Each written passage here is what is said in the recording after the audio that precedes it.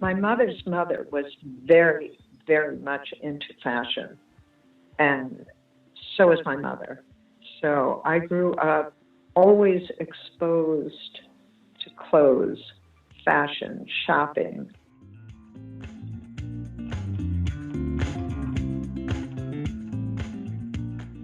That's Mickey Geller, talking to us from her home in South Norwalk, Connecticut.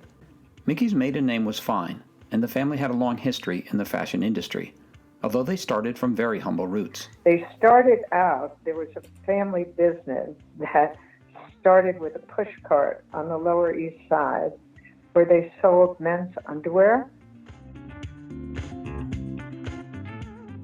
That push cart on the Lower East Side eventually grew into a major manufacturer of work clothing, M. Fine & Sons, named after Mickey's great-grandfather, Morris. Mickey's grandfather, Isidore, was one of the 5 sons who worked in the business, and he was quite a character. In the early 20s, when after the war was over, my grandfather saw this ad for an army band, surplus. And he thought, I got a bunch of kids, I'll buy it. So he bought them a band, all the instruments in a band, and they used to hold parades on their street and annoy all the neighbors. Isidore suffered from allergies, so his doctor recommended that he spend the summers in the White Mountains of New Hampshire. One day, Isidore took a train up to have a look around. He ends up in a town called Bethlehem, New Hampshire, and he can't find a place to stay because it was very restricted. They didn't want Jews there. And the story goes that he's walking along and he finds another man walking, and he figures maybe he's Jewish too.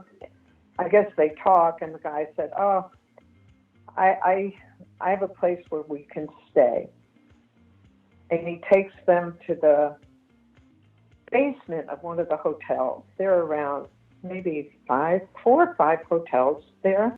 It's just an old, summer town. And so my grandfather liked it, and his allergies got better. So my grandfather bought the hotel.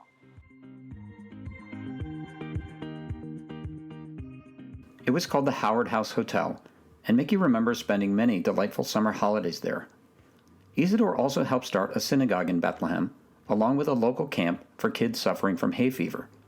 He also helped form the National Hay Fever Association and was invited to Israel by the first president of the country, Chaim Weizmann. Isidore also helped start an influential organization in Brooklyn.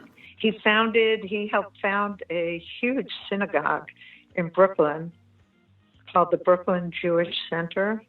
And it had a school, it had a gym, a swimming pool. It was sort of like a club. It was very elegant. Mickey remembers one of her first forays into the fashion industry. The first time I was at a fashion show, I was handed a pad of paper and a pencil. And I said to my mother, what is this for? And she said, you write down the numbers that you like and you might want to try on. And I went, oh. And I was overwhelmed. So I said, okay, I'll play this game, So I sat there with my pencil and I wrote down my numbers. And no, I didn't get to try anything on. Mickey grew up in Cedarhurst, New York, one of the 5 towns on Long Island. Its main shopping street was often called the Rodeo Drive of Long Island, but Mickey's mother preferred to shop elsewhere. My mother would never want to pay full price for anything because there was Loehmann's. Frida Lohman had started the discount department store in 1921, and she played an influential role in the fashion industry. Okay, this is how it worked. Mrs. Lohman would go to the designers on 7th Avenue. She would go with cash, and she'd say to them, what do you got for me? And she was supposed to cut the labels out, and she'd pay cash, whereas stores would buy on credit. So the designers would like to sell to her because it gave them cash. And that's how she got the clothes at the same time as they appeared in the major stores. Mickey remembers shopping there with her mother. That Loman store, you should try and find pictures of the Loman store because it was very ornate. And I spent so much time there as a kid waiting for my mother to try on clothes. So they had these big black statues that were black, and they were lions and with gold paint on them, black and gold. And there was a staircase, a big staircase, and there were chairs on the landing. And sometimes Mrs. Loman would be sitting on the chair. And my mother said she had a pot of rouge on each cheek. I mean, she made up terribly. She had white hair. All this garish makeup on. Mickey went to public school in Cedarhurst until about the 7th grade. And this one morning, the teacher, my 7th grade teacher, was talking in the classroom with the 8th grade teacher. And my teacher was Mrs. Muller. And my brother's former teacher was Mrs. Stanton. And they were chatting. And Mrs. Muller said to Mrs. Stanton, so I could hear it really loudly, too bad she's not as smart as her brother. And I looked at her and I said, you had no right to say that, and I left.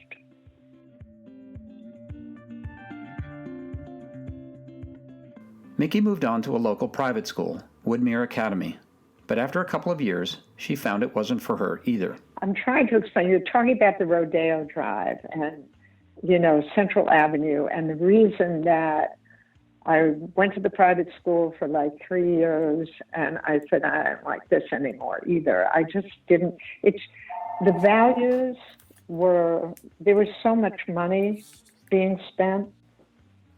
And it was very sort of show and tell, it was not me. Mickey says those values came from her parents, Leo and Florence Fine. They were not showy at all. My father would not belong to a country club because he wouldn't have the country club deciding who his friends could be. So if he wanted to have dinner, bring somebody for dinner, he was limited to having that person only once a month. And so he said, I'm not doing that. And I think his parents must have been like that. They just were not showy people. We lived in a very modest house. Still, while not showy, Mickey's mother did enjoy her jewelry. But jewelry was just, my mother always wore jewelry. And Katie called my mother the earring Nana because she always, my mother would change her diaper and get her dressed and stuff, when she would come over. And Katie would always go for her jewelry. And to this day, I blame my mother for Katie's jewelry fixation. My mother was never without sparkly stuff.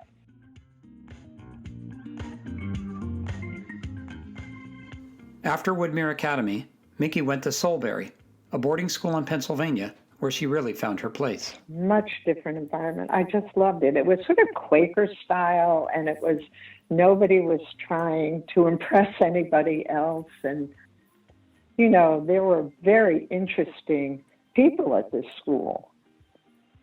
And it was fun. It was sort of like camp with homework. After high school, Mickey was accepted at Boston University.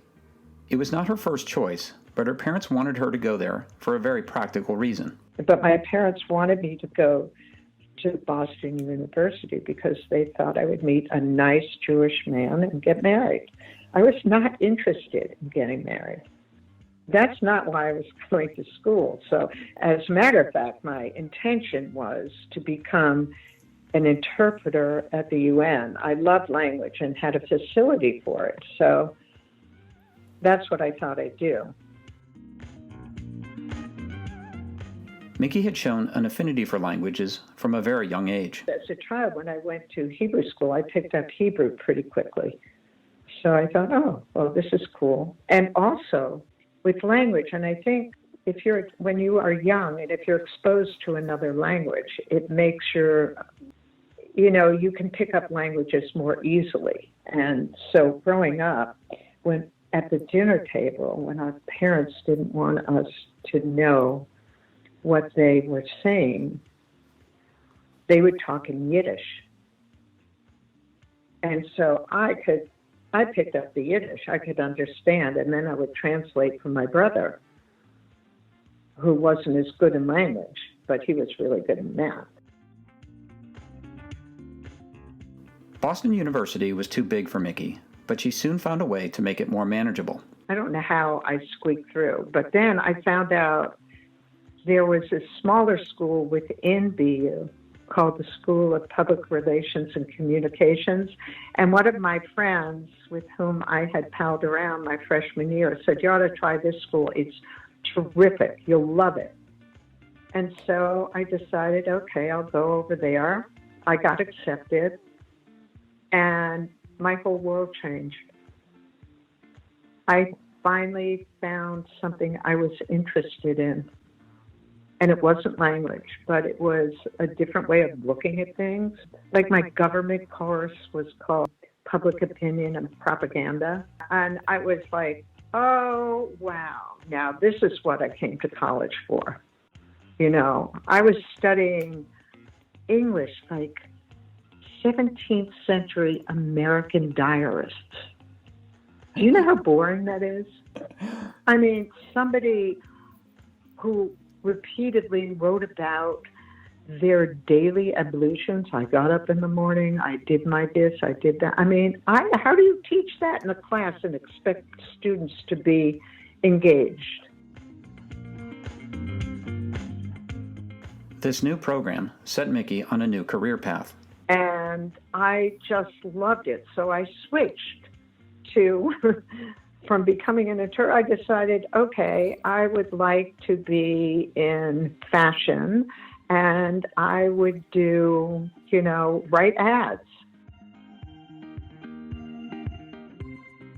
After college, Mickey landed her first job in New York. So I figured, okay, so I walked the pavement in New York, and I got my first job, which was at a newsletter. I don't know, some sort of fashion newsletter, right? And I walk in, it was on 42nd Street, it was sort of sleazy. And I had gone to advertising agencies, and I interviewed at Von Teller. Okay, so my first day at my job at this newsletter, the guy who hired me wasn't there, and there were all these people. There were 3 other people there, 3 other women, and phone calls kept coming in all day long about people asking for their money, bills that this business owned. And I went, something's fishy here. I left, and I never went back. The next day, I got a call from Von Teller giving me the junior copywriter job. Mickey enjoyed her time at Von Teller, writing many memorable ads. But some months into the job, she realized that maybe they had made a mistake. So I went in, and, I was so excited. This was, big time. And I was there for a couple of months, and I loved it. And then one of the other copywriters says to me, what about, how's your boyfriend? You don't talk about him. And I said, I don't have a boyfriend. They said, oh, yeah. When you came in for your interview, you were with your boyfriend. And I went, oh, you must have thought I was somebody else. Mickey's dream was always to work for a fashion magazine. While at BU, she had entered an ad design contest sponsored by Mademoiselle magazine called the College Board Contest. She made it all the way to the semifinals.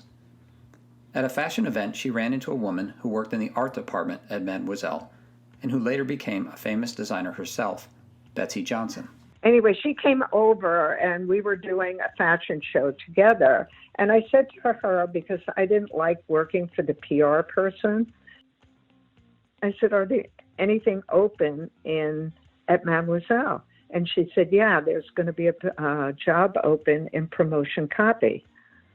So I got on the phone and I called them up and I reintroduced myself. I said I was a semifinalist, blah, blah, blah. And I heard, I'm a bomber teller now, and I heard there's a position open. And I went over and I interviewed and I got it. Mademoiselle billed itself as the magazine for smart women, and Mickey really enjoyed her time there. It was so much fun. And in the promotion department, I got to go to, there was a fashion show we did in the penthouse at Bergdorf's, a luncheon, and Halston was there with his millinery. I mean, it was fun. And I eventually became boutique editor, so I had so I ran like a mini magazine. So I would have fashion shoots, and I'd go to find different designers and put their stuff in and write the column. So it was photography, it was everything. And the photo shoots were so much fun.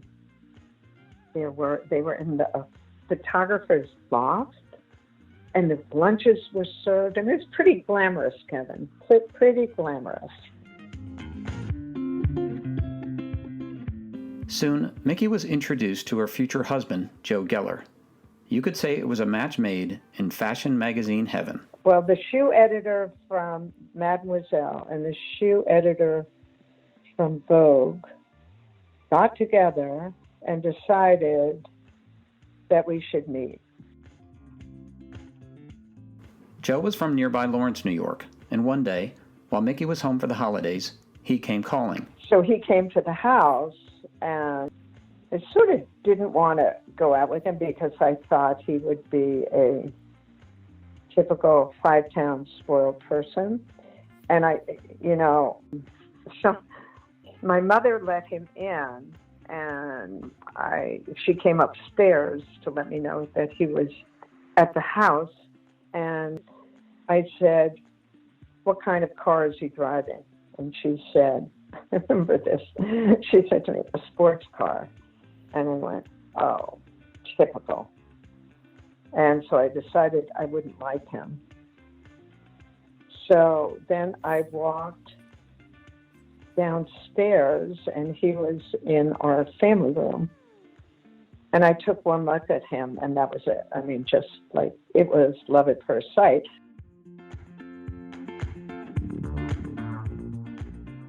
Mickey remembers their first date. I thought he was terrific. And our first date was really fun because we went to a motel near Kennedy Airport we called it the Trixie Inn. I don't know exactly what it was called, but we were sure it was a whorehouse. But they had a bar there. And in that bar, they had the first place in the United States to have a jukebox with videos, and it was from France, and it was called the Scopatone. Soon, wedding bells were ringing, although not for long. And then during the summer, he went off to Europe with a friend or his brother or something, and I was like, oh my God, I really miss him. And he came back, and in August, he asked me to marry him, and I said yes. And so in September, his parents gave a huge engagement party, 5 days after which we broke our engagement. They had different expectations, says Mickey. Her mother decided to take her on a Mend the Heart trip. But just as they were about to board a TWA flight to Europe, they paged me. Those were the days, everything was different. So they paged me for a phone call. And who was it? It was Joe telling me he still loved me. But meanwhile, he was at lunch with another girl. It was some months later before Mickey heard from Joe again. And then February, I was at work at Mademoiselle, and I came back to my office, and my secretary said, "You'll never guess who called." And I didn't guess him. And then finally she told me, and I said, "Oh my God, what the hell?" And I had heard that he was moving to Boston and he was opening a boutique. And I said, "Oh, he wants to pick my brain." So finally I call him back and I said, "What is this, business or pleasure?" And he says to me, "Well, one's an excuse for the other." So I said, "What do you want?" He said, "I want to see you." So I invited him over to my apartment, but I did not invite him for dinner. And he sat there where my roommates and I finished eating, and then he took me on the subway to Queens to visit a friend of his, a couple who were happily married. And he wanted to show me a happily married couple. And I said, I've seen a lot of happily married couples before. Joe was relentless and promised to Mickey that he had changed. On the way back, I said, "What do you want?" And he looked at me and he said, "Well, I want to marry you." And I said, "You have to be kidding me."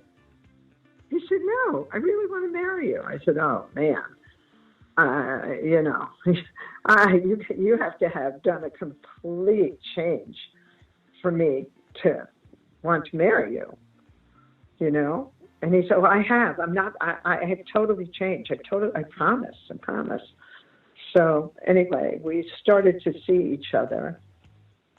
And then he invited me to go to Palm Beach to his parents' house.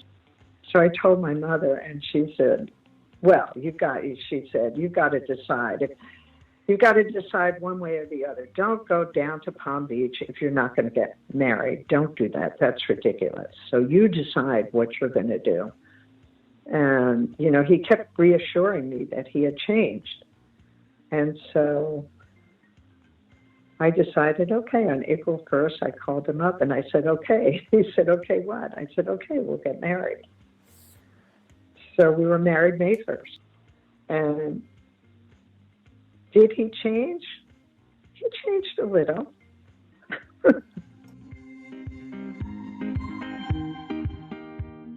The wedding in Cedarhurst was a memorable affair. And it was, I think, 375 people. A lot of fashion people, Mademoiselle, Vogue, shoe people. After getting married, Mickey and Joe moved to Boston and opened up a new boutique on Newbury Street called Upper Crust. We did move to Boston, and we opened the store, and we both worked together. That was fun. I mean, the store was really very creative space. We had great music playing. Mickey and Joe enjoyed the opportunity to be part of a revolution, both in fashion and in retailing. But I found that the clothing was really very exciting at that time. And what we were focused on, it was purely, you could say it was purely self-interest because it was clothes for people our age. Upper Crust was quite different from any other store on Newbury Street at the time. There was Papagallo, which was a young store, and that was about the only young store. And we came in 66, we came in the next block between Dartmouth and Exeter, and we were crazy young and crazy hip. Unfortunately, Upper Crust became a victim of one of the scourges of retailing. They were shoplifting. There were rings of them, bands of them. So we had a whole chain, a network where we would inform each other if the shoplifters were around. They were blatant. They came in, they had no shame. They would come in with these big coats with pockets on the inside, and they'd stuff the clothes into them. So eventually, they got the best of us because not only did they shoplift, but one night at 2 a.m, we got a call from the Boston police saying that our store had been broken into. So we get dressed and we go down there. And the thieves had drilled through a brick wall in the back and stolen every piece of merchandise we had. After a brief return to New York, Mickey and Joe came back to Boston and opened up an Andrew Geller's shoe store in Newton Center. They eventually settled in Cambridge, where they were soon raising their 2 daughters, Katie and Betsy. And there were people from all over the world there. Katie was funny because when she was little and she'd meet somebody, she'd say, "What language are you?" Cambridge was just a great place to be a young family. There was so much going on. There were so many interesting things and, places to go. Harvard was very open. You could take classes there. I mean, it was magical, I think. Times were changing in Boston, as they were in the rest of the country. Fashion was changing and customs were changing. And we used to hang out at the Ritz bar a lot. We'd go for lunch or we'd go for, drinks after dinner. It was just a really nice bar. They made great drinks. They had a terrific food. Upstairs, they had, on the second floor, they had their restaurant. And one day they decided that women were allowed to wear pants in the restaurant. And this was a big deal. This was a big deal. Mickey could remember a different time when she was in college.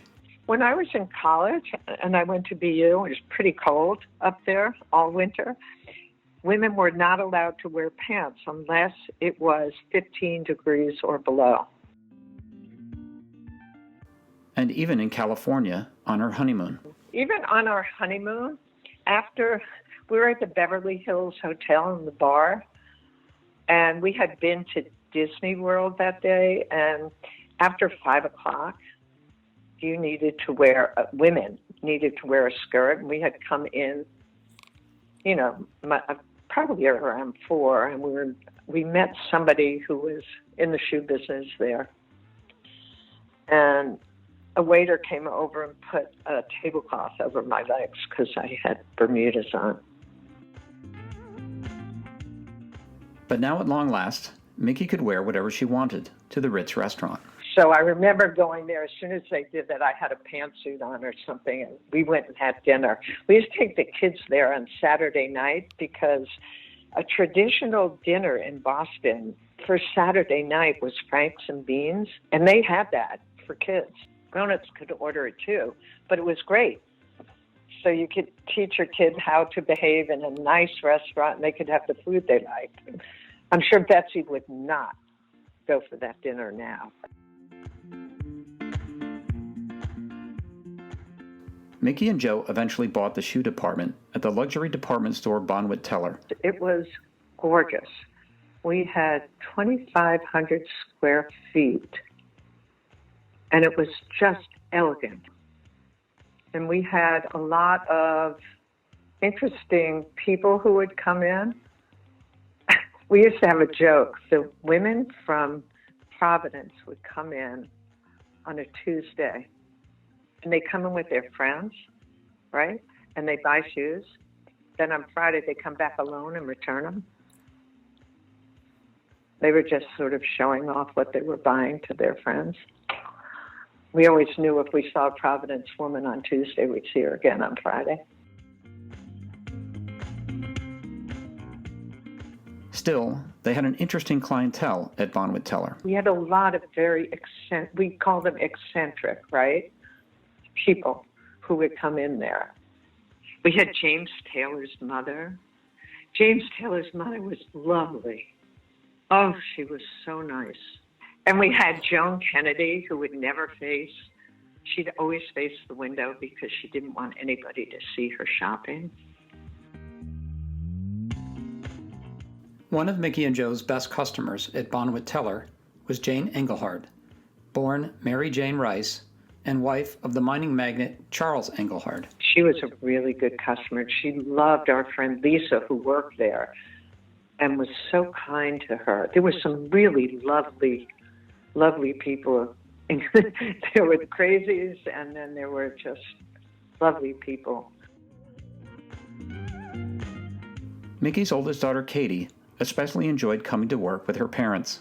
Katie had a terrific time there growing up at Bonwitz. She always went down to the makeup department and came back fully made up. And she'd walk around in shoes and high heels. She had a ball there.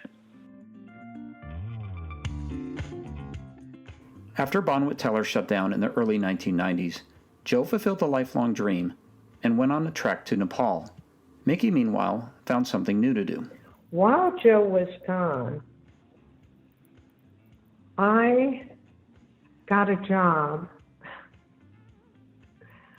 at the Rob Report magazine,